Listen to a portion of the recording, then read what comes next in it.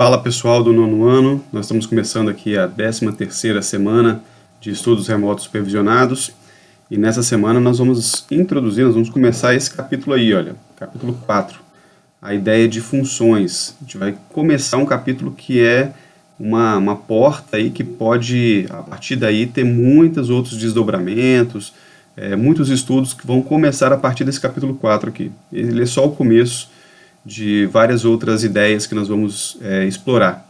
E o capítulo vai falar exatamente sobre isso, como é que a gente começa a explorar essas ideias de funções. Então eu vou começar aqui, já que é para explorar as ideias, dando aqui um exemplo, trazendo um exemplo aqui de um tipo de ideia onde a gente pode utilizar as funções. A princípio, função, eu não vou entrar nos detalhes do que é uma função. Nós vamos falar sobre relações entre duas grandezas. Como é que uma grandeza se relaciona com a outra. E mais tarde nós vamos ver se esse tipo de relação pode ser ou não considerado uma função, que é um conceito matemático. E aí nós precisamos definir bem o que é isso, que conceito matemático é esse. Então, para isso, vamos ver esse exemplo aqui. Olha. Nesse exemplo, eu estou mostrando aqui uma figura onde no celular da pessoa ali, olha, está mostrando um aplicativo onde ela pede um táxi.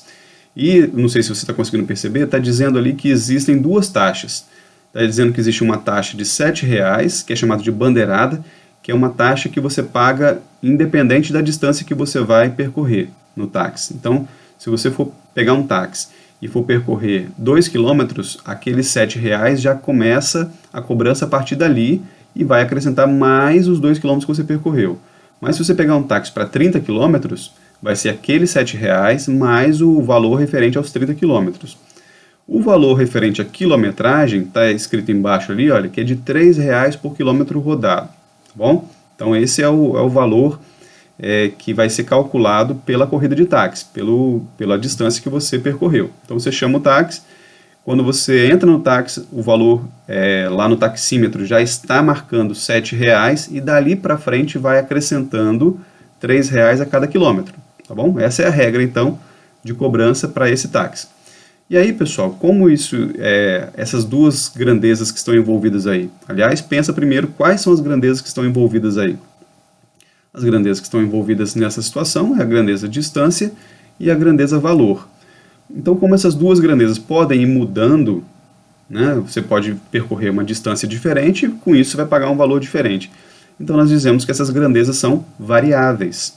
Tá? E aí eu montei aqui uma tabelinha para a gente ir pensando assim, para cada valor de distância, qual seria o valor a ser pago por essa corrida de táxi. Então, vamos pensar aqui. Por exemplo, nós temos aqui, olha, uma distância de 5 km. Para eu saber exatamente qual é o valor que eu vou pagar por uma corrida de 5 km, eu peguei o táxi, eu vou me deslocar nesse táxi por 5 km. Quanto que eu vou pagar? De acordo com as regras que estão aqui em cima, ainda está dando para ver aqui, de acordo com essas regras aqui de R$7 mais R$3 por quilômetro, eu tenho que pegar esses R$3 e multiplicar por 5, ou 5 multiplicado por R$3, que eu vou obter 15, depois eu vou somar, a esse 15 eu vou somar mais 7, obtendo aqui então um valor de R$22. Para essa distância aí, eu vou pagar o valor de R$22. Então, para uma grandeza de 5 km, existe associado a ela um valor de R$22. Isso então já é uma relação que existe entre essas duas grandezas. Repara, gente, que para qualquer distância possível, eu vou conseguir calcular um valor também correspondente a essa distância. Por exemplo, para uma distância aqui de 12 km, eu tenho que multiplicar 12 por 3, que vai dar 36, depois de 36 eu vou somar mais 7, que eu vou então encontrar R$43 para essa distância aqui de 12 km. Outra possibilidade aqui, olha, para uma distância de 26 km, eu vou fazer o mesmo procedimento. Vou pegar esse 26, vou multiplicar por 3, vou encontrar 78. Então, 26 vezes 3 vai dar 78, mas eu ainda tenho que somar 78 mais 7. 78 mais 7 vai dar R$85. Então, se eu pegar esse táxi e andar 26 quilômetros nele, vou pagar R$ 85. Também posso fazer o contrário, apesar do que geralmente a gente não define o valor que vai pagar numa corrida de táxi, a gente define qual é a distância que a gente vai percorrer, né? Eu pego o táxi e falo assim, olha, eu quero ir para lugar tal, para o aeroporto, quero ir para o shopping, quero ir para casa. E aí o taxista, por exemplo, coloca lá o endereço no GPS dele, o GPS calcula ali a distância, então você já consegue fazer uma prévia. Você também que pede pelo aplicativo já consegue fazer uma prévia, né? O aplicativo já calcula qual é o valor a pagar. Você não faz o caminho, você não faz o contrário. Você não fala assim, olha, eu quero pagar R$ 58 no táxi e deixa ele me levar para onde ele quiser. Eu nunca vi essa função, né? essa opção nos aplicativos, né? De você digitar o valor e o aplicativo escolhe para onde que ele vai te levar. Não faria muito sentido. Mas é possível calcular o caminho contrário, né? Se eu tenho R$ 58 para usar nesse táxi, qual é a distância máxima ou qual é a distância que eu poderia percorrer pagando R$ 58? A gente precisa fazer o caminho contrário também no cálculo, né? A gente precisa primeiro subtrair 7 aqui, então 58 menos 7, que vai dar 51, e eu pego esse 51 e divido por 3, para descobrir quantos quilômetros eu posso percorrer. Então 51 dividido por 3, eu vou obter 17. Então, para um valor de R$ 58, existe uma distância correspondente a ele, que é uma distância de 17. Mas perceberam que ficou mais esquisito, né, você fazer esse caminho contrário aqui? Por quê? Porque nessa situação aqui, parece que uma das variáveis ela tem mais domínio sobre a outra. Ela tem mais importância, ela tem mais prioridade. É mais comum a gente escolher a variável distância e, dependendo da variável distância, a gente calcula a variável valor. Tá? O contrário é possível, mas soa estranho. E é isso mesmo, é normal que isso aconteça, porque nós vamos diferenciar qual é a variável que é independente e qual é a variável que é dependente, que a gente calcula dependendo da outra, ou em função da outra, que é aí então que surge, né, o conceito dessa matéria, né? É quando você consegue estabelecer uma relação de função, uma coisa é calculada em função da outra. E aqui na última linha, eu coloquei aqui para ser preenchido, e se a distância fosse x, ou seja, uma distância que ainda não é conhecida? Que valor eu devo calcular, como é que eu devo calcular o valor relacionado a esse x? Eu só tenho que fazer o mesmo procedimento que eu fiz para achar o 22, o 43 e o 85, eu vou fazer esse mesmo procedimento usando o x. Que procedimento é esse? Eu primeiro, quando eu peguei, por exemplo, aqui os 5 quilômetros, eu multipliquei esse 5 por 3, e depois que eu multipliquei por 3, eu somei com mais 7. Fiz isso com 12, fiz isso com 26. Então, para o x, eu vou fazer o mesmo procedimento. Vou multiplicar esse x por 3, vou obter aqui 3x, e depois vou somar com 7.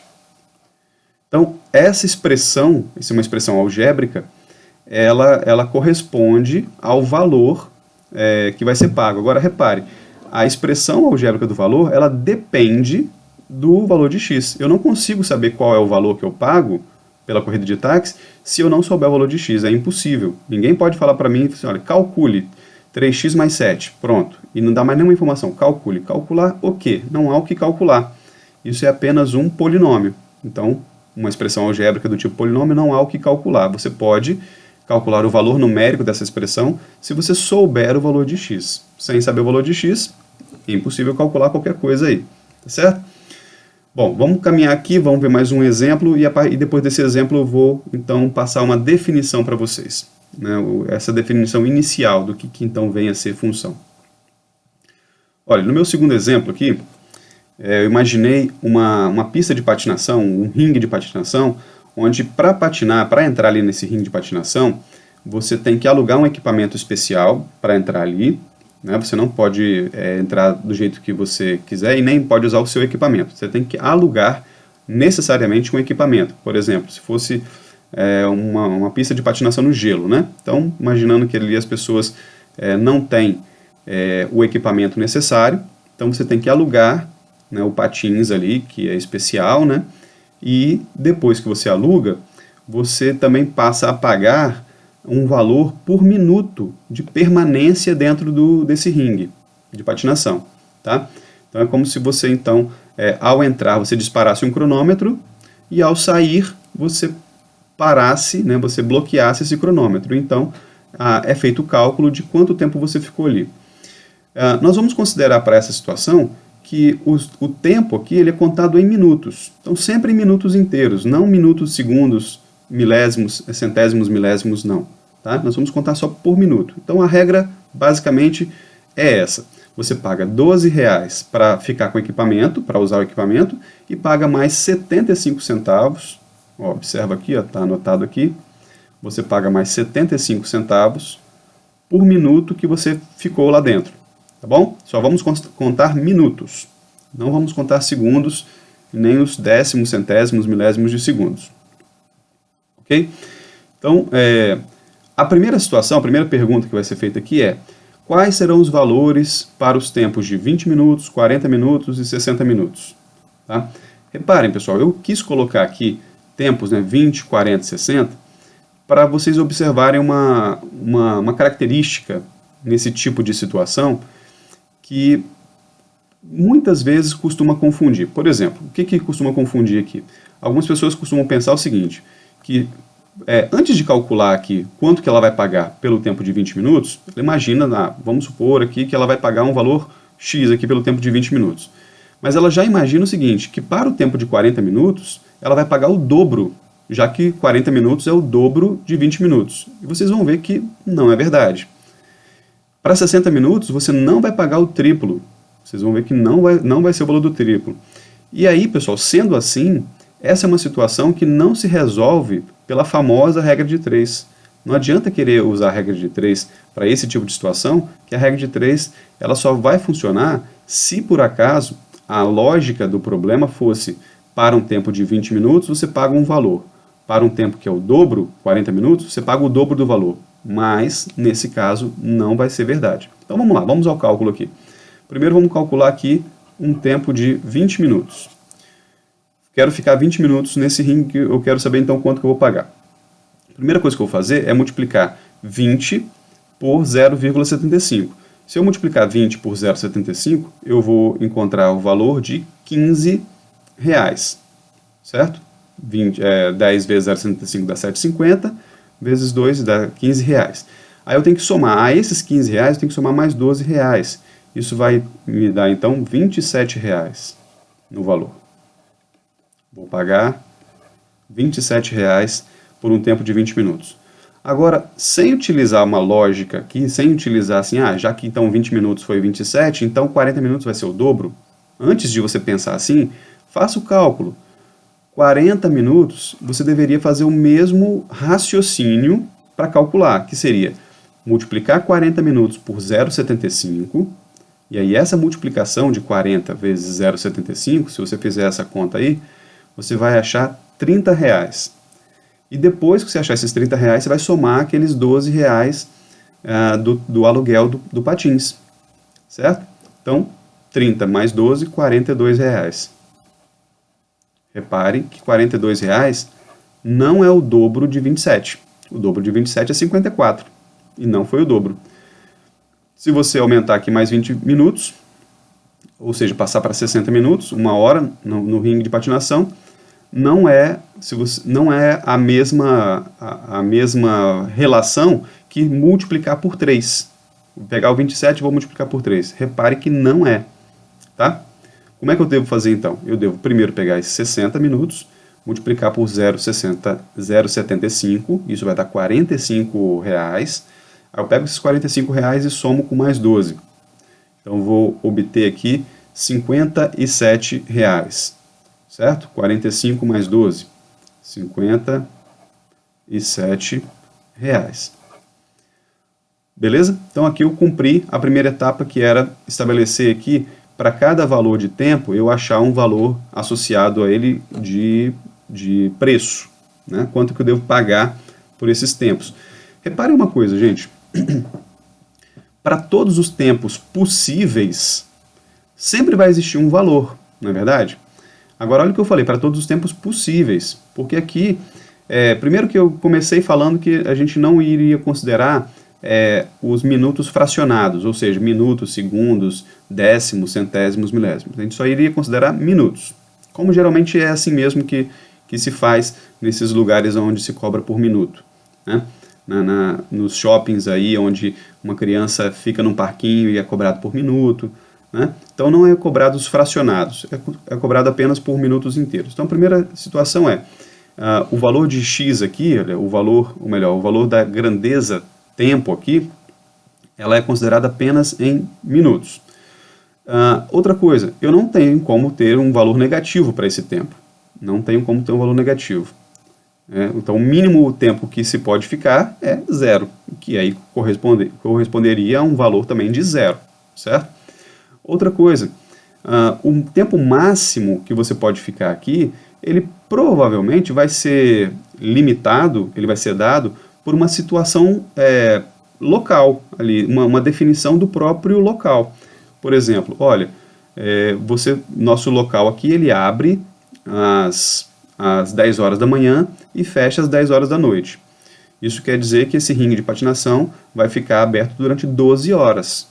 Durante 12 horas. Se você multiplicar 12 horas por 60 minutos, aí você vai descobrir quanto tempo é possível ficar nesse ringue de patinação. Então, essa limitação do tempo aqui vai ser uma limitação dada por uma condição, uma situação própria ali daquele local. Tá bom? Agora, se ultrapassar esse valor, não vai existir um valor associado a ele, porque você vai estar infringindo a uma decisão, uma determinação que foi estabelecida para aquela situação ali. Então, repare, os valores do tempo, eles são definidos ou por situações matemáticas próprias, né? Nós não temos como ter tempo negativo, por exemplo, tá? Ou por situações definidas para aquele evento, para aquela situação. Tá? Que nesse caso aqui seria o tempo em que esse ringue de patinação permaneceria aberto. Tá bom? Vamos lá, vamos continuar aqui. Agora eu quero que você crie uma legenda para cada grandeza que está envolvida nessa situação. Então as grandezas que estavam envolvidas nessa situação eram as grandezas tempo. Então, tempo. Eu vou criar uma legenda para o tempo x. Pode ser t, pode ser qualquer outra letra. E a outra grandeza envolvida é o valor. E aí, para o valor, eu vou criar uma grandeza que vai ser y, ou v, ou alguma outra coisa que você queira utilizar para representar o valor que você vai pagar. Agora, olha só, está fazendo uma outra pergunta aqui. Qual delas é a grandeza dependente e qual delas é a grandeza independente? Não sei se vocês repararam, né? Mas quando alguém vai numa situação dessa, é parecido com a situação do táxi lá, olha. Você até pode escolher, vou entrar nesse ringue de patinação, eu posso decidir quanto tempo eu vou ficar, dentro daquela possibilidade, né, que o estabelecimento permite. Né? Vamos supor que ele fique aberto durante 10 horas, então 10 vezes 60 então, são 600 minutos. Olha, de 0 até 600 minutos, você pode escolher quanto tempo você quer ficar. Tá? Então, esse valor aqui ele é independente, porque faz parte da minha escolha. Mas eu não posso escolher quanto é que eu vou pagar. Isso não é uma escolha. Isso é um valor calculado em função, ou seja, dependendo do tempo que você patinou. Tá? Não é uma escolha livre. Tudo bem que alguém pode falar assim, eu só tenho tantos reais. Então eu vou fazer uma conta, vou fazer um cálculo para saber quanto tempo eu vou ficar. Percebe que ele é dependente porque você não consegue estipular de uma vez só, você tem que ainda fazer um cálculo para saber quanto tempo você vai ficar? Agora o tempo não. O tempo você falou assim, agora são 10 horas da manhã, eu vou ficar até as 10h40. Então você decide, eu vou ficar 40 minutos. E depois, quando acabar os seus 40 minutos, você vai lá e paga. Certo? Claro que para pagar você também tem que fazer um cálculo, mas a decisão do tempo é uma decisão que você não calcula, você não precisa calcular para decidir quanto tempo você vai ficar. Agora o valor, você para patinar, você tem que saber quanto tempo você vai ficar. Eu só tenho 50 reais. Então é bom você fazer as contas para saber quanto tempo você pode ficar nessa pista de patinação. Tá bom? Isso quer dizer, pessoal, que x aqui, que foi aquela que eu designei como tempo, x aqui é a minha grandeza independente. botar só assim, independente. E y é a minha grandeza dependente. Dependente. E aí eu quero fazer uma linguagem matemática simbólica aqui com vocês. Quando a gente consegue estabelecer isso, qual é a independente, qual é a dependente, existe uma simbologia para dizer que uma é a independente e outra é a dependente, que é essa simbologia aqui, olha. X, uma setinha, y. Com isso eu estou dizendo que o x que é a independente e é ela que entra para calcular o y, é ela que é usada para calcular o y. É muito comum nessa simbologia aqui a gente utilizar uma outra simbologia que está relacionada a essa aqui, que seria essa aqui, olha, x, tá, como a independente, a escolha que eu fiz, mas em vez de y, você trocar o y por esse símbolo aqui, olha, f com o x dentro de parênteses, tá, representando aquele y. O que está escrito aqui? Está escrito f de x, a gente lê f de x. Quer dizer o seguinte, existe uma grandeza x e existe uma outra grandeza que é em função de x, que depende de x. Tá bom? Então vamos se acostumando porque isso aqui vai se tornar cada vez mais comum na linguagem das funções. X é a grandeza independente, neste caso, tá? Porque eu fiz essa escolha de variáveis, né, de símbolos, e aquela outra grandeza muito comumente vai ser chamada de f da grandeza que eu escolhi como grandeza independente, que no caso é o x. Tá bom? Então aqui só para vocês já começarem a perceber a simbologia. Uma coisa interessante aqui, olha, que eu faço essa pergunta é, com R$40 é possível patinar quantos minutos? Vocês vão observar, né, no cálculo aqui que vocês vão fazer, que por que 40, que o dinheiro aqui, o valor, ele é uma grandeza que não é independente?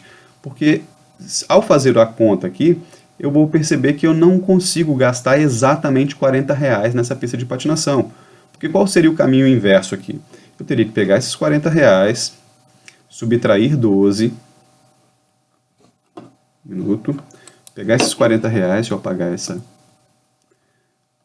R$40, vou subtrair 12 dos R$40, portanto eu vou obter R$28, e depois vou pegar esses R$28 e vou dividir pelo preço do minuto, que é 0,75. Ao fazer essa conta, pessoal, eu chego num resultado de tempo. Quanto tempo eu posso ficar nessa pista? E aí, olha a conclusão que eu chego. 37,3333 minutos. Lembra que nós conversamos no início que os minutos não poderiam ser quebrados? Ou ele vai ficar 37 minutos, ou vai ficar 38, né? Vai ser cobrado, pelo menos ele vai ser cobrado por 37 minutos ou por 38 minutos, não vai ser cobrado por 37,333. Então, diferente dos minutos, que eu posso escolher exatamente quantos minutos eu vou ficar, com os valores eu não consigo escolher exatamente quanto eu vou pagar, pelo menos nessa função, tá? Pode ser que existam outras funções em que eu consiga escolher exatamente, para cada valor a ser pago, exista um tempo exato em minutos, mas neste caso aqui nós não temos. Tudo bem? Então, já caminhando aqui para o fim, só quero estabelecer com vocês aqui mais duas situações. Primeiro, aqui na letra D, qual é a expressão que vai descrever essa relação entre as duas grandezas? Ou seja, se eu quero uma fórmula matemática para descrever isso aqui, como é que eu poderia descrever a relação entre o x e o y, que nós estabelecemos ali anteriormente? Tá? Já que o y ele é calculado de acordo com o x, eu posso dizer então que o valor do y ele é calculado fazendo a seguinte situação, a seguinte expressão matemática. Eu, inicialmente, pego o meu valor de x e multiplico por 0,75. Então seria 0,75 multiplicado por x. A seguir, eu somo com R$12, que é o preço do aluguel do equipamento. Então essa é a expressão matemática, tá, que relaciona as duas grandezas. Como nós vimos ali anteriormente, o y pode ser e vai ser daqui para frente cada vez mais trocado, simbolizado de uma outra forma, que seria o f de x. Então eu posso reescrever isso fazendo assim, olha, f de x é igual a 0,75 vezes x mais 12. A princípio, né, é meio esquisito usar esse f de x, mas vocês vão ver que vai ser mais vantajoso futuramente, porque quando eu for substituir um x qualquer, eu vou poder colocar o meu x aqui dentro e então eu vou estar dizendo que, por exemplo, lá na pista de patinação, vamos imaginar que 10 minutos, ou melhor, 10 minutos mesmo, nessa pista de patinação, eu faria assim, olha, qual é o preço que eu vou pagar por 10 minutos na pista de patinação? Então eu já informo na própria variável y, né, quanto tempo eu devo ficar nessa pista de patinação. Então qual é o preço que eu devo pagar por 10 minutos na pista de patinação? Então eu faço 0,75, multiplico por 10 e somo com 12. Então nesse caso, o f de 10 vai ser R$ 7,50 mais 12. Ou seja, o f de 10 vai dar aqui R$19,50. Pronto. E por fim, pessoal, a definição. Definição de função. Só que essa é uma definição inicial, ainda não é definição formal, com todos os detalhes, mas é a definição dentro daquilo que nós já vimos aqui. A definição, repararam que para cada valor de tempo no ringue, existe um único valor para o pagamento. Então a gente pode dizer que essa relação de dependência que existe aqui é uma relação de dependência unívoca. Vamos começar a acostumar com essa palavra. A relação que existe entre essas duas grandezas é uma relação unívoca. Unívoca é porque existe um único valor correspondente a cada tempo de escolhido, né, qualquer tempo escolhido para patinação nessa pista de gelo aí, ou nesse ringue de patinação. Tá bom? Por isso, as relações entre duas grandezas que são consideradas funções, em primeiro lugar, tem que atender a essa condição. A dependência entre essas duas grandezas tem que ser uma relação de dependência unívoca. Para cada valor de x, só pode existir um único valor de y associado a ele. Se existir mais do que um, ou se não existir ninguém, pronto, já não é mais uma função. Mas isso a gente vai falar na próxima aula. Vocês agora precisam fazer exercícios, principalmente aí os exercícios que estão na página 123, na página 125 e na página 126 do seu livro.